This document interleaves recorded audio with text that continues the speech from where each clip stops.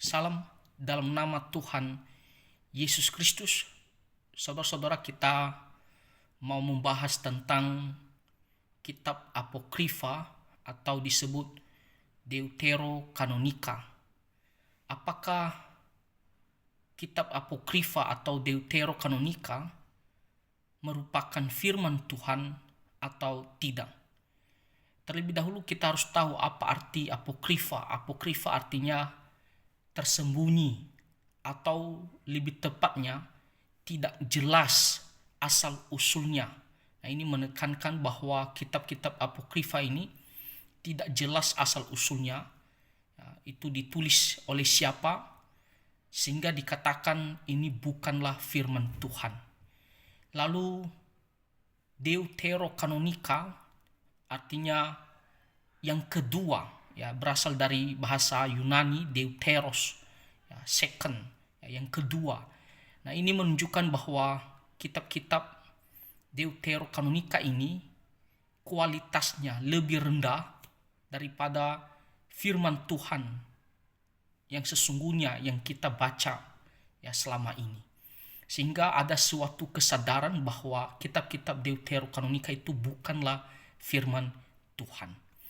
Nah, kalau kita melihat di dalam Alkitab, ada perjanjian lama dan perjanjian baru.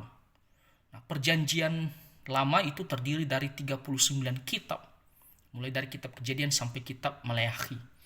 Lalu kitab perjanjian baru terdiri dari 27 kitab, mulai dari kitab Injil Matius sampai Wahyu.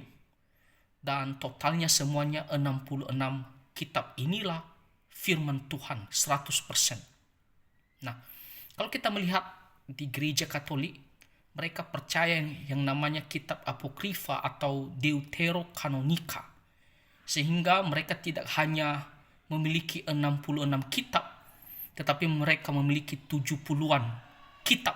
Karena mereka percaya yang namanya kitab Apokrifa atau Deuterokanonika. Nah, pertanyaannya adalah, apa itu kitab Apokrifa atau Deuterokanonika? Nah, kitab-kitab ini berbicara tentang sejarah peristiwa orang Israel ketika masa 400 tahun atau masa silent. Nah, kita tahu jarak antara Nabi Maleakhi dengan Tuhan Yesus sekitar 400 tahun. Dan dikatakan masa silent karena Tuhan tidak berbicara kepada orang Israel ataupun berkomunikasi dengan orang Israel. Tuhan tidak memberikan nabi, Tuhan tidak memberikan wahyu, sehingga dikatakan masa silent, masa diam. Firman Tuhan tidak diberikan kepada mereka.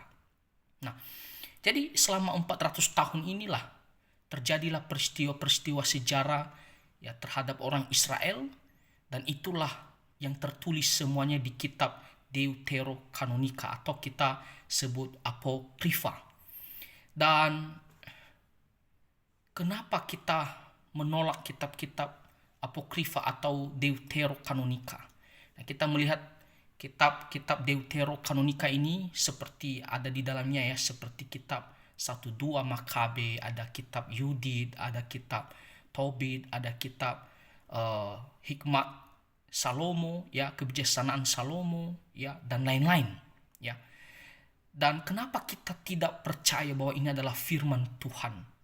Karena pertama, bahwa kitab-kitab Apokrifa atau Deuterokanonika ini tidak ada dalam bahasa Ibrani, tidak ada dalam bahasa perjanjian lama, sehingga kita katakan bahwa ini bukanlah kanonika, bukanlah firman Tuhan.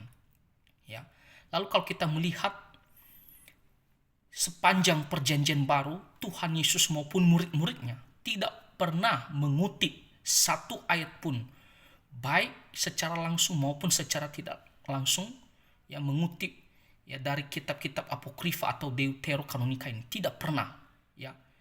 Sebaliknya kalau kita melihat Tuhan Yesus dan para rasul, mereka mengutip ratusan ayat di perjanjian lama, yang 39 kitab. Tapi kitab-kitab Apokrifa ini tidak pernah satupun, baik secara langsung maupun secara tidak langsung. Nah, itulah kenapa kita percaya bahwa kitab-kitab Apokrifa atau Deuterokanonika ini bukanlah firman Tuhan. Nah, yang kedua, kalau kita melihat dalam hal sejarahnya juga, kebenaran sejarahnya, ya di dalam kitab apokrifa ya terdapat sejarah yang tidak benar. Ya misalnya kalau kita membaca ya di kitab Yudit, di situ diberitahukan bahwa Nebukadnezar adalah raja daripada Niniwe, ya, yaitu bangsa ibu kota Asyur. Padahal kalau kita melihat bahwa Nebukadnezar ini adalah raja daripada Babilonia, sedangkan Niniwe itu adalah ibu kota Asyur. Itu beda. Nah, dalam hal kebenaran sejarahnya, di sini kita juga melihat ya banyak kesalahan. Lalu kalau kita melihat juga dalam hal doktrinnya, ya yang diajarkan di kitab-kitab apokrifa atau deuterokanonika ini, itu bertentangan dengan ajaran firman Tuhan yang lain. Ya misalnya kita melihat di kitab Tobit ya, mengajarkan bahwa berbuat amal sedekah itu ya menghindari orang dari maut, ya seolah-olah bahwa perbuatan baik itulah yang memberikan kita keselamatan. Ya masih ada ayat-ayat yang lain juga yang dimana mengajarkan bahwa kalaupun kita menghormati bapak kita, orang tua kita, ya itu akan ya memberikan ya suatu pelepasan daripada dosa. Nah, itu mengajarkan bahwa keselamatan itu ya berdasarkan perbuatan, tidak hanya iman. Nah, itu adalah salah, ajaran yang sesat. Nah, lalu kalau kita melihat lagi misalnya ajaran di kitab Makabe, mereka percaya bahwa kita boleh mendoakan orang-orang yang sudah meninggal ya supaya mereka diampuni dosanya, supaya mereka bisa selamat. Nah, disinilah dasar ajaran Katolik juga. Ya, mereka percaya bahwa orang-orang yang sudah meninggal, yang mereka pergi ke api penyucian, kita harus doakan mereka supaya mereka bisa masuk surga. Ya, itu adalah ajaran yang salah. Ya, Tuhan Yesus mengatakan kalau kamu percaya, kamu akan diselamatkan. Ya, barang siapa yang tidak percaya, dia akan dihukum di Markus pasal 16 ayat 16. Jadi hanya percaya. Di situ juga di Roma pasal 10, ya di situ dikatakan hanya oleh iman. Efesus pasal 2, hanya oleh kasih karunia melalui iman, bukan karena perbuatan baik. Nah, jadi karena berdasarkan kebenaran sejarahnya banyak kesalahan, berdasarkan ajaran doktrinnya ya bertentangan dengan ayat firman Tuhan yang lain, dan di dalam perjanjian baru Tuhan Yesus dan para rasul tidak mengutip satupun ayat firman Tuhan ya atau ayat dari kitab-kitab apokrifa itu, maka itu berarti kitab-kitab apokrifa atau deuterokanonika bukanlah firman Tuhan. Itulah sebabnya kita tidak masukkan di dalam Alkitab kita ya, tapi Katolik pergi masukkan. Nah, tapi kita mengatakan itu bukanlah firman Tuhan atau kita sebut non kanonik. Ya, kita pergi baca ya hanya sebatas baca, tapi itu bukan firman Tuhan. Nah, jadi saudara-saudara, apa yang menjadi pegangan kita? Di kitab Wahyu pasal 22 ayat 18 di sini dikatakan, "Aku bersaksi kepada setiap orang yang mendengar perkataan-perkataan nubuat dari kitab ini. Jika seorang menambahkan sesuatu kepada perkataan-perkataan ini, maka Allah akan menambahkan kepadanya malapetaka yang tertulis di dalam kitab ini." Jadi kita hanya percaya 66 kitab, ya mulai dari kitab Kejadian sampai kitab Wahyu, itulah firman Tuhan. Dan kita harus pegang itu, dan kita harus benar-benar merenungkan dan melakukannya.